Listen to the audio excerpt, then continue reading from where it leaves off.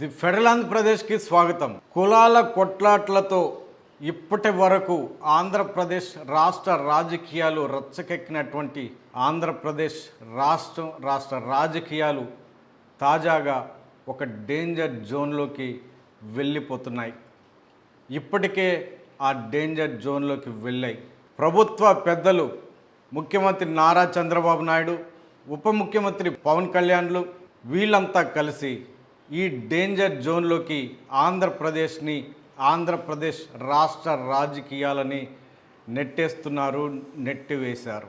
కులం కొట్లాట్లతో అట్టుడిగిపోతున్న ఆంధ్రప్రదేశ్ తాజాగా మొత్తం చుట్టూ రాజకీయాలు జరిగే వాతావరణాన్ని ఈ ప్రభుత్వ పెద్దలే క్రియేట్ చేశారు. దీని వెనకాల కూటమి ప్రభుత్వం ఆ ప్రభుత్వ పెద్దలు, ముఖ్యమంత్రి, ఉప ముఖ్యమంత్రి చేస్తున్నటువంటి ఈ ప్రక్రియ వెనకాల వ్యూహం ఏంటి, ఎత్తుగడలేంటి, బీజేపీ పన్నినటువంటి వ్యూహంలో వీళ్ళు పడ్డారా, బీజేపీ వ్యూహాన్ని వీళ్ళు ఆంధ్రప్రదేశ్లో అమలు చేస్తున్నారా, అందుకే వీళ్ళని అధికారంలోకి తీసుకువచ్చారా కేంద్ర ప్రభుత్వ పెద్దలు అన్న అంశాలన్నీ ఈ వీడియోలో క్లుప్తంగా తెలుసుకునే ప్రయత్నం చేద్దాం.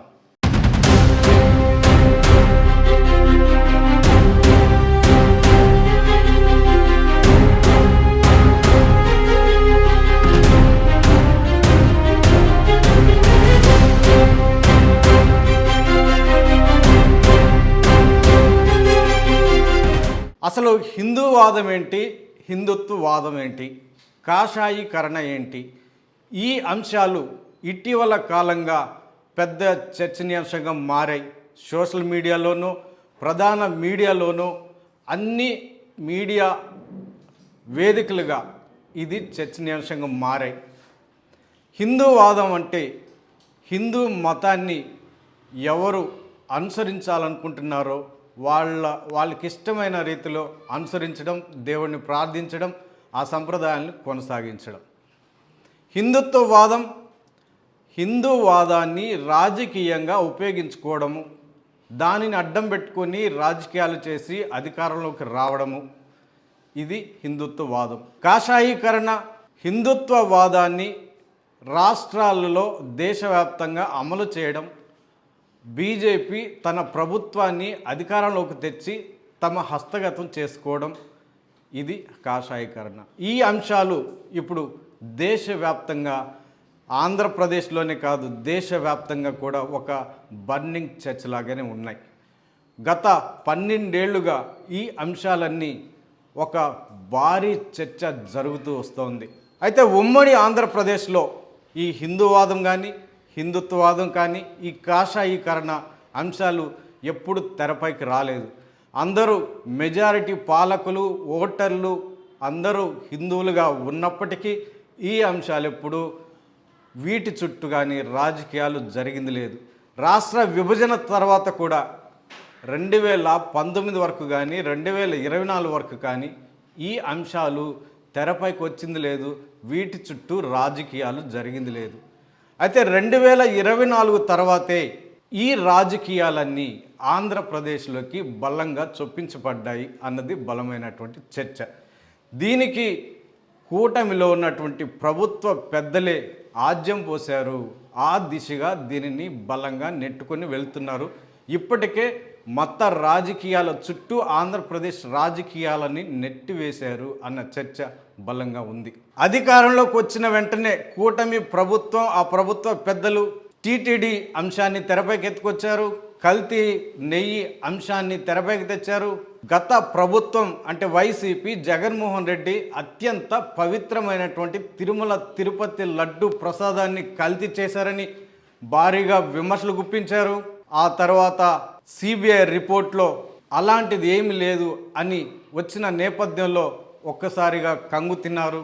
మొత్తం మీద జగన్మోహన్ రెడ్డి ఒక క్రిస్టియన్ మతానికి సంబంధించినటువంటి వ్యక్తి కావడం, ఆ పార్టీకి, జగన్మోహన్ రెడ్డికి రాష్ట్రంలో భారీగా దళితులు కానీ, దళిత క్రైస్తవులు కానీ, మైనారిటీలు కానీ బలమైన ఓట్ బ్యాంక్గా ఉన్నటువంటి నేపథ్యంలో ఈ అంశాలన్నీ ఈ తెరపైకి తెచ్చారు.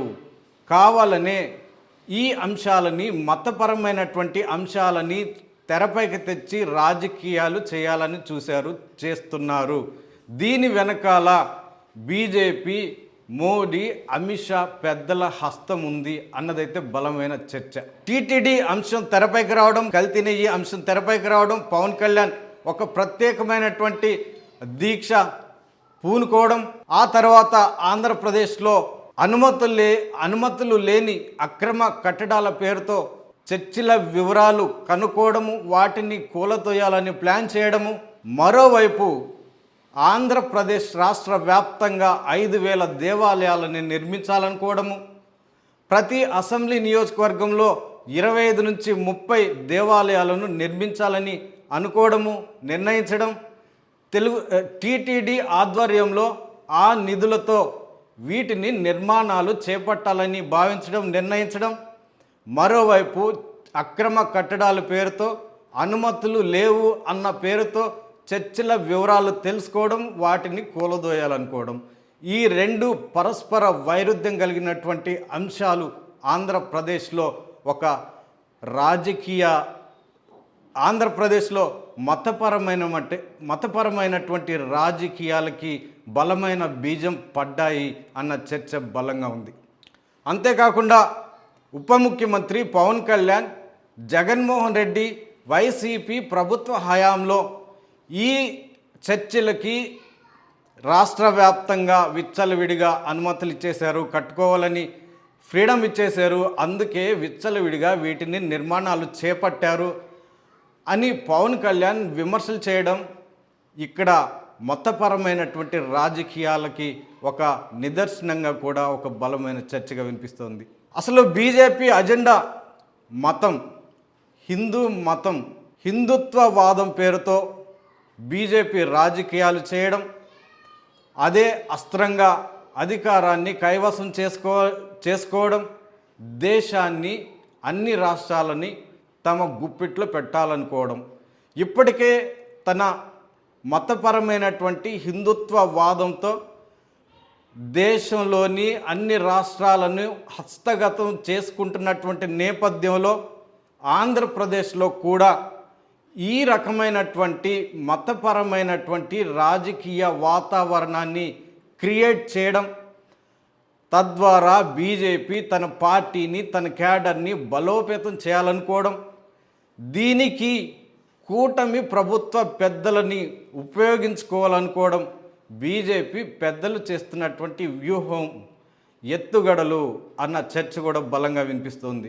అధికారంలోకి వచ్చిన తర్వాత, అంటే 2024 తర్వాత అధికారంలోకి వచ్చిన తర్వాత సీఎం నారా చంద్రబాబు నాయుడు, ఉప ముఖ్యమంత్రి పవన్ కళ్యాణ్లు బీజేపీ అనుసరించేటువంటి మతం, హిందుత్వవాద రాజకీయాలని భుజాన వేసుకోవడం, ఆంధ్రప్రదేశ్లో వీటి చుట్టూ రాజకీయాలు జరిగే విధంగా వాళ్ళు వాతావరణం క్రియేట్ చేయడం, ఇవన్నీ చేస్తూ వస్తున్నారు అన్న చర్చ కూడా బలంగా ఉంది. ఎన్నికలకు ముందు, అంటే సుదీర్ఘ రాజకీయ అనుభవం కలిగినటువంటి నారా చంద్రబాబు నాయుడు అనేక దఫాలుగా, అనేక పర్యాయాలు దళిత క్రైస్తవుల గురించి మాట్లాడడం, దళిత క్రైస్తవులకు ఎస్సీ హోదా కల్పించాలి, ఇది రాజ్యాంగబద్ధమైనటువంటి హక్కు అని చెప్పడం, మతపరమైన స్వేచ్ఛ భారతదేశంలో ఉంది, ఇది రాజ్యాంగపరమైనటువంటి హక్కు అని చెప్పడం, వాళ్ళ కోసం తాను ఫైట్ చేస్తాను, దళిత క్రైస్తవులకు ఎస్సీ హోదా వచ్చేంత వరకు దానికోసం నేను ఫైట్ చేస్తానని చంద్రబాబు నాయుడు అనేక మార్లు చెప్పడం, అదే రీతిలో పవన్ కళ్యాణ్ కూడా మాట్లాడడం, మైనార్టీల గురించి, మతాల గురించి, అన్ని మతాలు ఒకటే, అన్ని కులాలు ఒకటే, అన్ని కలుపుకొని పోవాలి, దేశ సమగ్రత, ఇవన్నీ మాట్లాడినటువంటి పవన్ కళ్యాణ్ కానీ, నారా చంద్రబాబు కానీ 2024 తర్వాత యూటర్న్ తీసుకున్నారు.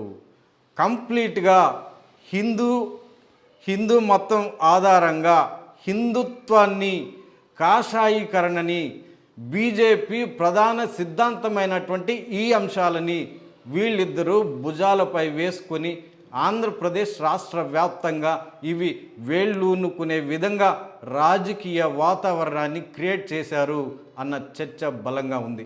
మరోవైపు రాజ్యాంగం మతం గురించి ఏం చెప్తుంది? రాజ్యాంగంలో మతం అనేది దేశ ప్రజల హక్కు, ఇది ఒక ఫండమెంటల్ రైట్ కింద చూపించారు. దేశంలో ఏ పౌరుడైనా ఏ మతాన్నైనా స్వీకరించవచ్చు, వాళ్ళకి ఇష్టమైనటువంటి మతాన్ని అనుసరించవచ్చు, వాళ్ళకి ఇష్టమైనటువంటి దేవుళ్ళని పూజించవచ్చు, ఆ సంప్రదాయాలని వాళ్ళు పాటించవచ్చు అని క్లియర్గా చెప్తోంది. దానికి కొన్ని పరిమితులు కూడా ఉన్నాయి. అంటే మతం పేరుతో ఎలాంటి గొడవలు సృష్టించకూడదు, నైతిక విలువలకి ఎలాంటి భంగం కలిగించకూడదు అన్న పరిమితులు కూడా ఉన్నాయి. కానీ బీజేపీ ఆ పార్టీ పెద్దలు దేశంలో చేస్తున్నటువంటి పరిస్థితులు దేశ ప్రజలంతా చూస్తూ వస్తున్నారు. ఒకవైపు రాజ్యాంగం మతపరమైనటువంటి స్వేచ్ఛను కల్పిస్తే దానిని హరించే విధంగా, సెక్యులరిజాన్ని కూలదోసే విధంగా బీజేపీ ఆ పార్టీ పెద్దలు హిందుత్వవాదం కాషాయీకరణతో దేశంలోని ఈ మత స్వేచ్ఛ లేకుండా హరించివేసే విధంగా వాళ్ళు కుట్రలు చేస్తున్నారు, భయభ్రాంతులకు చేస్తున్నారు అన్న విమర్శలు ఉన్నాయి, చర్చ కూడా జరుగుతోంది. విదేశాల్లో ఈ మతం గురించి ఒకసారి పరిశీలిస్తే ఎప్పుడో వందల సంవత్సరాల క్రితమే వాళ్ళు ఈ మతపరమైనటువంటి అంశాలని పక్కన పెట్టేశారు. మరి ముఖ్యంగా అభివృద్ధి చెందినటువంటి దేశాలుగా ఏమని చెప్పుకుంటున్నామో యూరోప్ దేశాలు కానీ, అమెరికా దేశాలు కానీ, ఇంకా అనేక దేశాలు ఏవైతే అభివృద్ధి చెందినటువంటి దేశాలుగా చెప్తున్నామో ఆ దేశాలు మతంతో ముడిపడినటువంటి రాజకీయాన్ని ఎప్పుడో వదిలివేశాయి. అందుకే అవి అన్ని దేశాల కంటే అభివృద్ధిలో అగ్రభాగాన నిలిచాయి అన్నది చారిత్రక నేపథ్యంగా మనం చూడొచ్చు. 1917వ శతాబ్దంలోనే అప్పుడు గెలీలియో అన్న శాస్త్రవేత్త భూమి గుండ్రంగా ఉందని చెప్పడం, సూర్యుని చుట్టూ భూమి, ఇతర గ్రహాలు అన్నీ సూర్యుని కేంద్రంగా తిరుగుతాయని చెప్పడం అప్పట్లో రోమన్ క్యాథలిక్ పెద్దలకి నచ్చలేదు. ఎందుకంటే భూమి చుట్టూనే మిగతావన్నీ తిరుగుతాయి అన్న భావనలో ఉన్నటువంటి ఆనాటి క్రైస్తవ మత పెద్దలకి గెలీలియో నిరూపించినటువంటి ఆ సిద్ధాంతం నచ్చలేదు.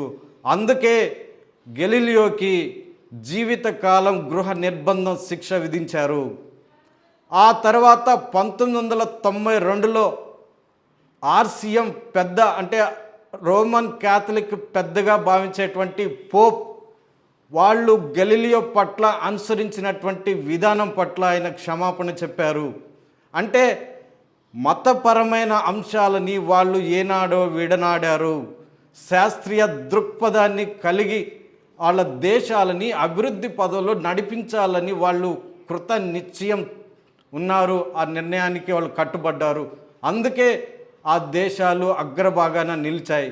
కానీ భారతదేశంలో ఈ మతం చుట్టూ రాజకీయాన్ని నడపడం, మూఢత్వాన్ని పెంపొందింప చేయడం, రాజ్యాంగం దాని ద్వారా సంక్రమించే హక్కులని కాలురాయడం, సైంటిఫిక్ టెంపర్మెంట్ని లేకుండా చేయడం, భారత పౌరుల్లో ఒక భయానకమైనటువంటి వాతావరణాన్ని క్రియేట్ చేయడం, ఇవన్నీ దేశ ప్రగతికి ఒక అడ్డు గోడలుగా నిలుస్తున్నాయి. ఇవి ఆంధ్రప్రదేశ్లో రానున్న రోజుల్లో పెరిగి పెద్దయ్యే అవకాశం ఉన్నాయి. దీని ద్వారా ఆంధ్రప్రదేశ్ మరో ఉత్తర భారతదేశంగా మారే ప్రమాదం ఉంది. ఆంధ్రప్రదేశ్లో ప్రజాస్వామ్యం కూని అయ్యే ప్రమాదం ఉంది. ఈ అంశాలని గమనించాలి అని రాజ్యాంగ నిపుణులు, అనేక మంది ఎక్స్పర్ట్స్ ఈ అంశాల మీద ఇప్పటికే సోషల్ మీడియా వేదికగా అనేక చర్చలు చేశారు, సూచనలు కూడా చేస్తున్నారు. మరి భవిష్యత్తులో ఈ కూటమి ప్రభుత్వ పెద్దలు ఏ విధమైనటువంటి విధానాన్ని అనుసరించబోతున్నారు? బీజేపీ సూచించినటువంటి బీజేపీ సిద్ధాంతమైనటువంటి ఈ కాషాయీకరణ హిందుత్వవాద మార్గంలోనే నడుస్తారా? ఆంధ్రప్రదేశ్ రాష్ట్రాన్ని కూడా ఇదే రూట్లో తీసుకెళ్ళి నాశనం చేస్తారా? లేకపోతే ప్రజాస్వామ్యం పరిడవిల్లే విధంగా ఆంధ్రప్రదేశ్ రాష్ట్ర భవిష్యత్తుని నిర్దేశిస్తారా అన్నది భవిష్యత్తులో చూద్దాం.